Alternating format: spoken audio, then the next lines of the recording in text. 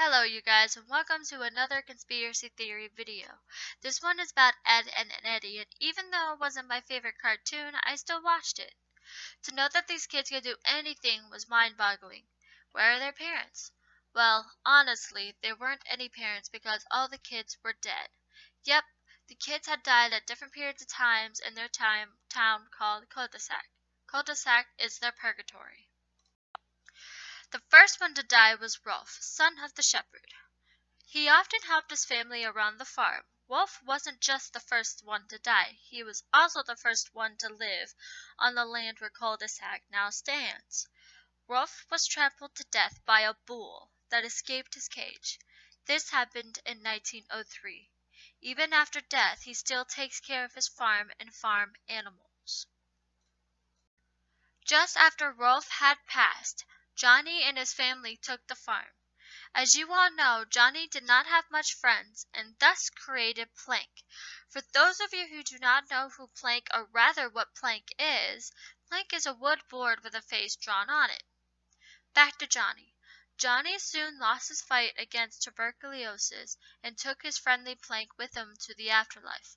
Johnny died in 1922. Eddy was born in New York but moved to the neighborhood in 1932. This was during the Great Depression, and the neighborhood was starting to get more people. Eddy became a schemer to get away from his nightmare life. In 1939, as oddly as it sounds, Eddy drowned in a river trying to get away from children who fell for Eddy's trickery. The children was trying to get revenge. Well, they got their revenge when Eddy died in the river. Sara and Ed were born in the late 1940s in their neighborhood when it started to take form. While growing up in World War II, Sara and Ed had different ways on dealing with the terrifying world, and to cope with the fact that their mother was never home due to work. Sara became controlling and showed who was boss, while Ed was lost in his own world of comics. They later died in a car accident going to their grandparents' house. On to the next. Nass. Nass was born in the 1960s, the hippie era. Nass grew up as a beautiful flower child. She always flirted with boys and lived without a care in the world. Well, in 1979, a serial killer broke out of the asylum and broke into Nass's house. He raped and killed Nass and killed her whole family. In the afterlife, Nass still lives carelessly. She stresses in the show that she can do whatever she wants because there is no parental guidance to tell her different. Ed, or Double D, was born with a controlling parents who greatly influenced his life, even after death. He followed his parents' footsteps because he is shy and timid. In 1986, a gas leak occurred while he was experimenting and blew his house up. He died in the explosion. Kevin was born on the same exact day that Double D had passed. I'm not kidding. Kevin was born with a drunken, abusive father. To relieve the stress that he had formed from his father, he bullied other people.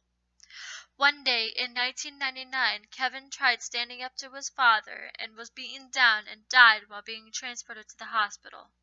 In his afterlife, Kevin portrays his father to be the loving, caring father that he never had, but still bullies other people.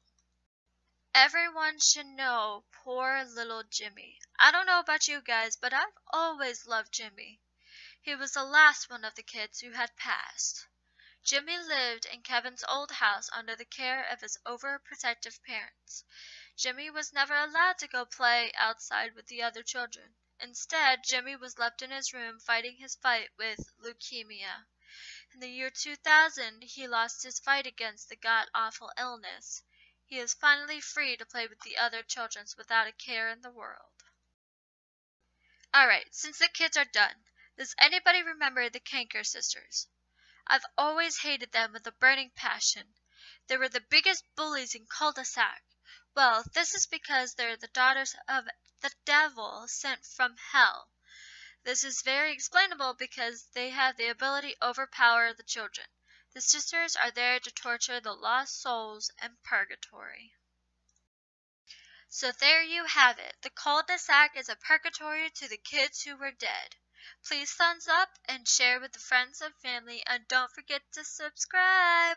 Until next time, bye!